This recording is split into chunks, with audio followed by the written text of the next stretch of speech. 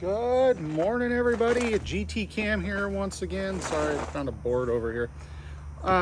Happy Friday as of the time I record this.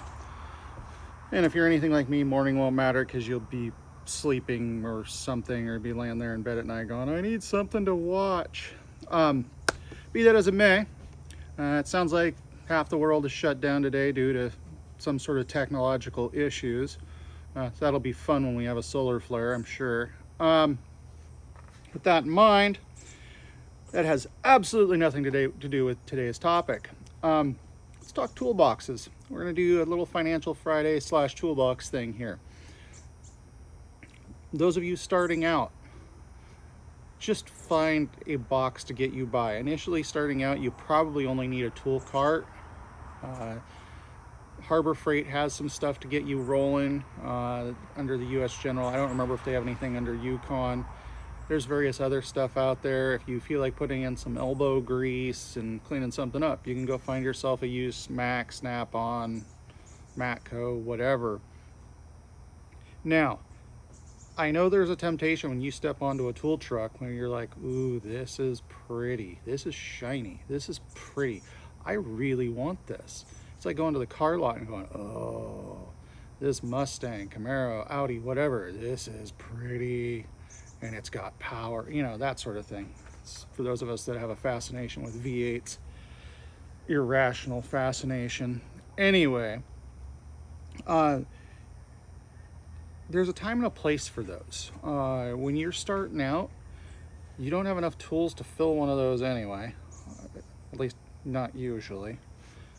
Although admittedly, there's some people that have had a lot of stuff handed to them by their grandfather, their father, etc.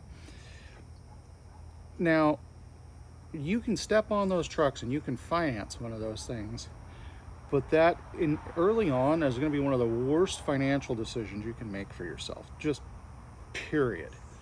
When you're worried about paying rent, paying tax, or paying, you know, for whatever other bills you got, car payment if you have one. I'm not a big fan, but every once in a while I might make an exception for something if it's something I really like and when I'm in a spot where I feel like, I feel like putting the money towards that. But starting out, don't go spending all that stupid money.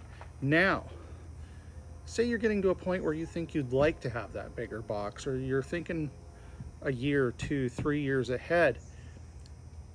Financing that through a lot of them, unless they're giving you 0% interest, is a terrible idea. Now, you can go to Harbor Freight and be like, hey, I could afford this.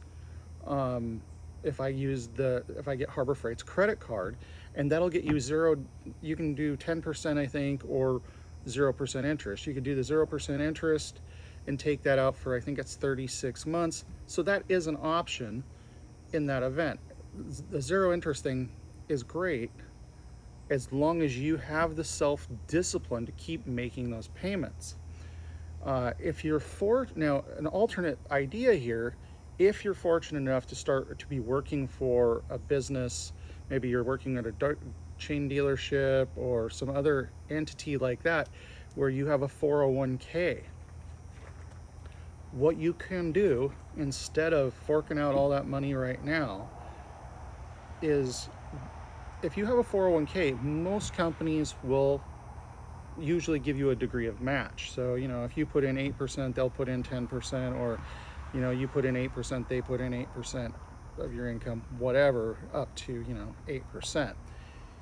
If you go ahead and what you can do is, beyond that, is you can put more money in. Yeah, they don't match it, but it helps you grow things faster and helps you build a little bit of a savings. But here's a trick for you. You can start taking what you figure that payment would be on that toolbox now, start contributing that amount extra, not only, but extra above and beyond what you're already contributing there. And assuming this is an option where you're working, you can go ahead and make that extra amount paid in, take that extra amount paid into your 401k each month. And then when you're pretty close, you can pull a loan against that 401k and use that to buy the toolbox you will pay interest on that loan, but now you're paying that interest into that account. And so, yeah, you're paying that extra now, but it's going to you rather than some tool truck company or whatever, or some credit card company. And it's usually more, the interest you're going to pay is going to be closer to market rate than, say, 20 or 30% or whatever it is for some of the cards right now. Again, it obviously depends on if you have that option where you're working. What you can also do, obviously, is pick up extra work, pick up side jobs, whatever, and keep banking it. One caveat on the 401k thing, though, is if you do take that loan and you leave that business before it's paid off, you will end up having to pay taxes on that money, and it will be counted as part of your regular income for the year. So be aware of that, because you could end up on the hook for taxes for that. So if you all of a sudden decide you're buying a $10,000 toolbox or more, well, now that's more money you're gonna have to pay taxes on. So that's worth just considering. Figure out what, maybe you can take a car or two where you're at, fix it up, turn around and sell it for a little bit of a profit, and take that money and help you accelerate your way towards buying that toolbox. I'm going to go ahead and say this now. I feel like this shouldn't have to be said, but don't do this until all your other financial ducks are in a row. Just make sure you've got it all sorted. All your bills are paid, whatever goals and plans you have for your future, whether that's buying real estate or another vehicle or whatever it is you intend to do, make sure your plan's in place and on track before you go jumping down here, because your toolbox doesn't pay your bills. It holds the tools that pay your bills.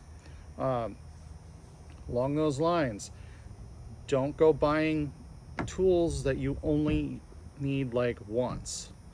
If you borrow a tool from a coworker twice, 3 times, okay, maybe you need to buy it. But it makes no sense to spend $500 on a given tool, use it one time for a job that maybe made you $100. You're $400 upside down at that point. No, don't do that. Especially if you can go find that same tool somewhere else for, say, $50 or something like that. But if you find a particular tool that's $250, and now it allows you to shortcut the process on getting a job done that you see once a month or once every 3 months. So now instead of being an 8-hour job, it's a 3-hour job, and it's making you that extra money. That tool is obviously going to pay for itself, especially over time as you do that for 12 times a year. Well, now you're how many more hours ahead that you're making money and getting on to the next job that quicker, because you made a wise decision on acquiring that given tool. So it's just a couple of financial thoughts for you on affording stuff. Hope that helps for you. Have a great weekend. GT Cam out. Oh, and please click like and subscribe. We could use a few more subscribers. If not, no harm, no foul. Anyway, peace out. Have a good night, day, something.